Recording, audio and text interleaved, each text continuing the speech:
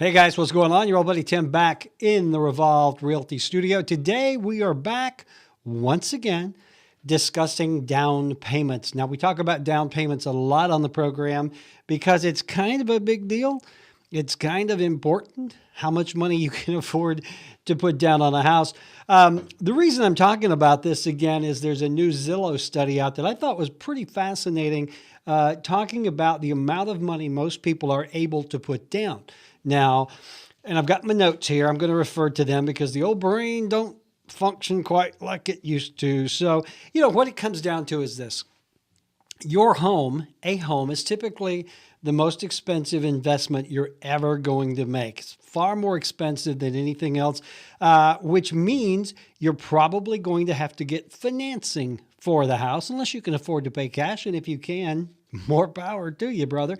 But you have to come up with a down payment in order to get a loan in some cases. Now, that's what I want to talk about. 20% has kind of become the norm for getting a conventional loan because it allows you, when you put down 20%, there are certain perks. You avoid paying private mortgage insurance, the dreaded PMI. You can also get a more favorable terms. You might get a lower interest rate, but not everyone can come up with 20% to put down on a home. Think about it this way. If you are purchasing a $200,000 home, which is about average for our market, 20% is $40,000 that you're going to have to come up with to put down. Now, if you're like most people, you don't have $40,000 laying around. So typically, most people now are putting down anywhere from 3 to 20%. Now, according to Zillow, 52% of home buyers put down less than 20% because they simply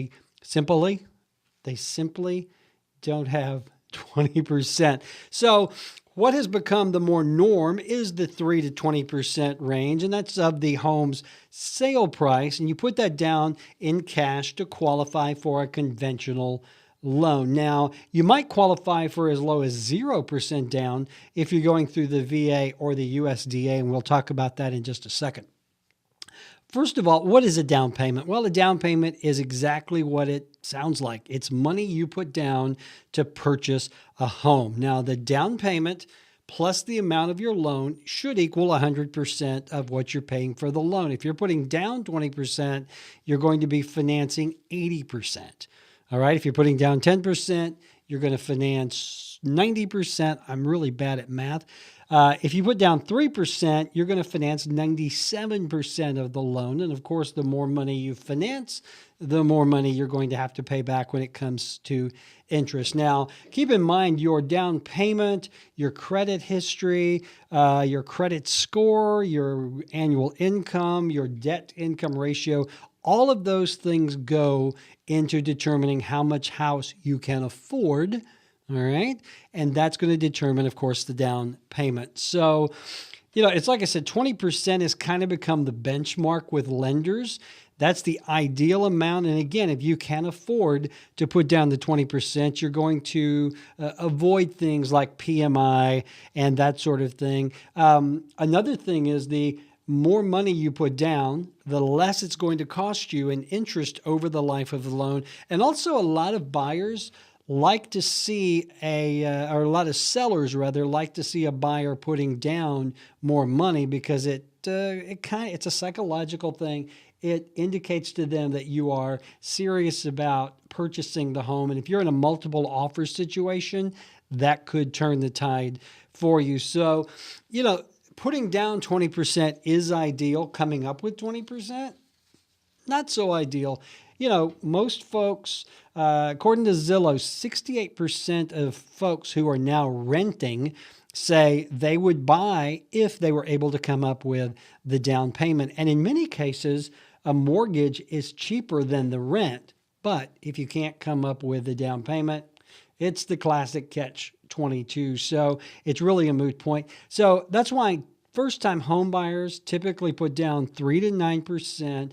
Only 37% of first-time home buyers put down the 20%. So again, the issue is, how do you come up with that money? Now, most folks do it the old-fashioned way. They save over a number of years, or they may sell some things, maybe some stocks, maybe an extra car. Maybe they have a massive yard sale, because we've already talked about how most folks are hoarders.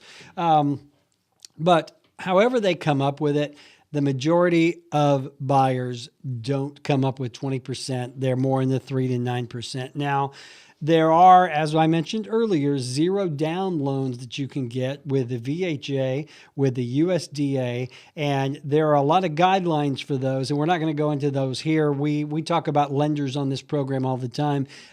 Stephen Allen at the mortgage firm is a great one to call if you want information about the different types of zero down loan. Just keep in mind, the less you put down, the more you're going to borrow and the more you're going to pay back. Putting down 20%, if possible, is going to save you tens of thousands of dollars in interest over the life of the loan. All right, that's it. Hey, I hope you can put down as much as possible. There are alternatives for you.